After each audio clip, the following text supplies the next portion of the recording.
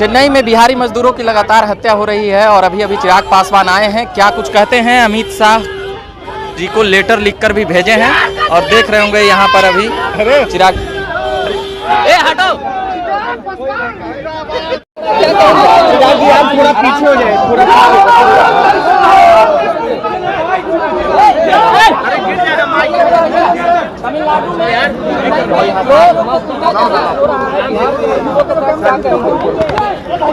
हटो नहीं यार। तमिलनाडु से रुक जाइए सर, रुक जाइए भैया, बना रहे हैं, भैया बन रहा है। निकलो यार, चलिए। तमिलनाडु से जिस तरीके की तस्वीरें, वीडियोस और जानकारी सामने आ रही है, अगर ये परिस्थिति तमिलनाडु में ऐसी ही है तो ये बहुत चिंता का विषय है। उन तस्वीरों की, उन वीडियोस की मैं पुष्टि नहीं करता हूँ, पर ये जांच का विषय है। अगर उन वीडियोस में से कोई एक वीडियो भी सही है या अगर उन तस्वीरों में से कोई एक तस्वीर भी सही है जिसमें ये दिखाया जा रहा है कि किस तरीके से तमिलनाडु में रह रहे बिहारियों को बर्बरता से पीटा जा रहा है, अगर कोई एक भी तस्वीर या वीडियो सही है तो उस पर कड़ी कार्रवाई होनी चाहिए। कोई बिहारियों को दूसरे राज्यों में इस तरीके से पीटे, ये कतई बर्दाश्त नहीं किया जा सकता। पर अफसोस इस बात का होता है कि मुख्यमंत्री नीतीश कुमार किस तरीके से ये पल्ला झाड़ने का काम करते हैं। आपने अपने अधिकारियों को निर्देशित कर दिया कि भाई तुम वहाँ के अधिकारियों से जानकारी ले लो। आप क्या कर रहे हैं भैया? आपको चिंता नहीं है कि आपके प्रदेश के लोग दूसरे प्रदेश में अगर ये खबरें आ रही हैं तो आप उसकी जानकारी लें। अगर मैं मुख्यमंत्री तमिलनाडु के कार्यालय से संपर्क कर सकता हूं, बात कर सकता हूं, तो नीतीश कुमार जी क्यों बात नहीं कर सकते हैं? यही जब उनको मुख्यमंत्री और प्रधानमंत्री बनना होगा तो ये दरवाजे दरवाजे भागेंगे इन सबके नेताओं के यहाँ। इनके मंत्रिमंडल के साथ ही इनके उप मुख्यमंत्री उनके यहाँ केक कटवाने चले जाएंगे। पर जब बिहारियों को वहां पे काटा मारा जा रहा है तो उसमें इन लोगों में से किसी का मुंह तक नहीं खुलता है। और इनके अधिकारी भैया मुख्यमंत्री जी से भी और 2 कदम आगे बढ़कर बोलते हैं। 2 घंटे नहीं लगे उनको, 2 घंटे में वो जानकारी देते हैं कि हमारी वहां के अधिकारियों से बात हो गई और उन्होंने कहा कि भैया ये तमाम भ्रामक बातें, ऐसा कुछ नहीं हो रहा है। उन्होंने कहा और आपने मान लिया। भाई कल को कोई हत्यारा बोलेगा कि भैया मैंने हत्या नहीं की, तो बिहार पुलिस बोलेगी हाँ नहीं की। क्यों? क्योंकि उसने बोला कि उसने हत्या नहीं की। इस काम के लिए है बिहार की पुलिस। जांच नहीं करेंगे ये लोग, कार्रवाई नहीं करेंगे ये लोग। किस तरीके से इतने हल्के में ये बयान दे दिया गया बिहार पुलिस के द्वारा और वरिष्ठ अधिकारियों के द्वारा कि हमारी बात हो गई है, और उन्होंने कहा कि ऐसा कुछ नहीं है। बिना कोई जांच दल भेजे, बिना मुख्यमंत्री नीतीश कुमार जी के वहां के मुख्यमंत्री के से संपर्क साधे, इतने हल्के में इस विषय को लिया जा रहा है। और चलिए अगर ये भ्रामक भी है भाई, इन्हीं लोगों की मैं बात मान लेता हूं, संसद में खड़े होकर इन लोगों ने बयान दिया है ना कि भ्रामक बातें हैं। अगर ये भ्रामक भी है तो क्या उन लोगों के ऊपर कार्रवाई नहीं होनी चाहिए जो भारतीयों के बीच भेदभाव की भावना उत्पन्न कर रहे हैं? क्या उन शरारती तत्वों के ऊपर, इनको ये लोग शरारती कह रहे हैं, ये असामाजिक तत्व हैं भैया, जो अलगाववाद पैदा कर रहे हैं, जो भारत की एकता अखंडता के ऊपर दाग लगाने का काम कर रहे हैं? क्या इन लोगों को चिन्हित नहीं किया जाना चाहिए?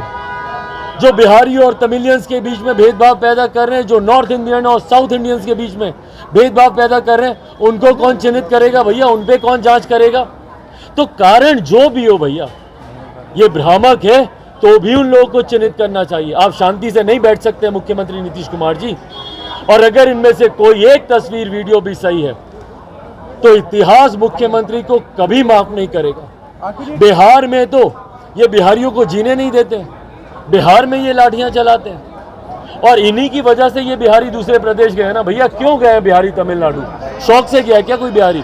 वहां पर जाकर मजदूरी कर रहे हैं, तो मुख्यमंत्री नीतीश कुमार जी की नाकामियों की वजह से, इनकी गलत नीतियों की वजह से बिहारी दूसरे प्रदेश में गया और वहां पर जा रहे हैं, वहां पे भी उनको मारा जा रहा है। तो बताइए भैया बिहारी करे क्या? कहीं तो सम्मान से जिएगा। आप अपने राज्य में नहीं जीने देते और दूसरे राज्य में वहाँ की सरकारें नहीं जीने देती। यहाँ संशय की कोई बात नहीं है। जो मजदूर वहाँ से आ रहे हैं वो व्यथा बता रहे हैं, कह रहे हैं मारा जा रहा है, हम भागे नहीं है, भगाए गए हैं। बिल्कुल सही बात है। यादव कह रहे हैं कि व्याकुल नहीं होना है, जो नेता विरोधी दल को उन्होंने कहा है। वहाँ की पुलिस में मारती है चिराग जी, लोग जो आ रहे हैं कह रहे हैं कि पुलिस में मिली हुई है। भाई हमारे खुद के पास फोन आ रहे हैं, जिस दिन ये लोग बयान दे रहे हैं ना कि भ्रामक खबरें हैं, मैंने अपने पत्र में भी ये लिखा, जो मैंने ना सिर्फ दोनों प्रदेशों के मुख्यमंत्री को लिखा बल्कि मैंने केंद्रीय गृह मंत्री को भी, उनसे भी मैंने आग्रह किया भैया, क्योंकि बिहार की जनता तो मुख्यमंत्री पर विश्वास करती नहीं है, तो कम से कम केंद्र सरकार मदद करे। मुझे रोज फोन आ रहे हैं भैया कि हम लोग 50 लोग एक जगह पर हैं, हम लोग 25 लोग एक जगह पर हैं, हम लोग को मारा जा रहा है, खाने के लिए नहीं है, बाहर निकलने से हम लोग डर रहे हैं। और ये लोग बिहार की विधानसभा में खड़े होकर ये लोग बोल रहे हैं कि भैया भ्रामक बातें हैं। जो लोग आ रहे हैं अपनी व्यथा बता रहे हैं, उनसे सुनिए भैया। और ये लोग भ्रामक सोशल मीडिया पे ऐसे ही शरारती तत्व, शर्म आनी चाहिए बिहार की सरकार को। मुख्यमंत्री ने कमेटी बनाई है, अब कमेटी बनाई है, पहले निर्देशित कर रहे थे और उसके बाद निर्देशित करने के बाद अधिकारियों ने क्लीन चिट दे दी और अब इनको याद आ रहा है कि भैया हम कमेटी बनाएं। क्यों सर्वदलीय कमेटी को नहीं भेजा जा रहा वहां पर? अपनी राजनीति ये लोग चमका रहे हैं। इनके मंत्रियों के पास समय है वहां के मुख्यमंत्री का जाके बर्थडे का केक कटवाने का, ये समय नहीं है कि वहां पे रह रहे बिहारियों से ये लोग जाके मुलाकात कर लें। भाई जो भी हो, जो भी दोषी हो, सख्त से सख्त कार्रवाई करें। मुख्यमंत्री जी इसमें तत्परता दिखाएं। भैया आज तो सरकार में आप भी हैं ना, दुर्भाग्य की बात है ये कि एक ऐसे मुख्यमंत्री सत्ता में बैठे हुए हैं जिनके पास दूसरे राज्यों में बिहारियों के लिए फुर्सत ही नहीं है, वो वहाँ पे जिएंगे। हमारे घटनाएं सामने आई है लेकिन राज्य सरकार ने कुछ नहीं किया है। पंजाब की बात कर ले, आंध्र प्रदेश की बात कर ले, तमिलनाडु की बात कर ले, तो लगातार हमले हुए हैं।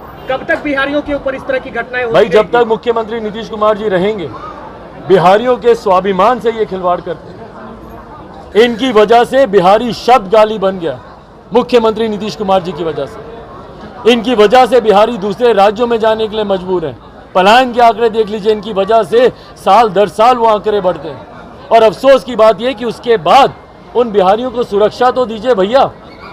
इनको मैंने कई बार आग्रह किया कि हर राज्य में, क्योंकि बिहार से ही सबसे ज़्यादा पलायन होता है शिक्षा रोजगार के लिए, हर राज्य में गठित कीजिए भैया एक बिहार प्रवासी केंद्र, ताकि बिहारियों को कोई भी समस्या उस राज्य में हो तो उस केंद्र से वो संपर्क करे। कहाँ जाएंगे भैया बिहारी, बताएं ना मुख्यमंत्री जी, या मरने के लिए इन्होंने छोड़ दिया है सबको। जितने अहंकार में मुख्यमंत्री हैं ना, और इनकी पूरी सरकार है, इनको लग रहा है कि भैया कोई जिए मरे, जोड़ तोड़ के आंकड़े हम लोग के पास है।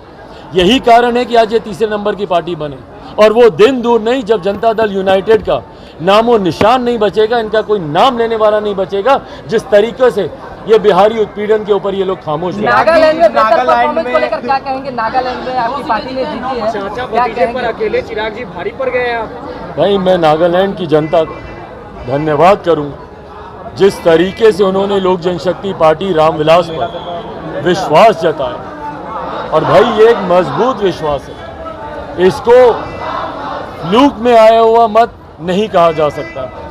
मजबूत जनादेश नागालैंड की जनता ने दिया। लगभग 9% का मत हम लोग को मिला। जहां 2 सीटें हम लोग जीते, वहीं 8 सीटों पर हम लोग दूसरे नंबर पर रहे भैया। डायरेक्ट लड़ाई में लोक जनशक्ति पार्टी वहां पे रही। ये अपने में दर्शाता है भैया कि बिहार फर्स्ट, बिहारी फर्स्ट।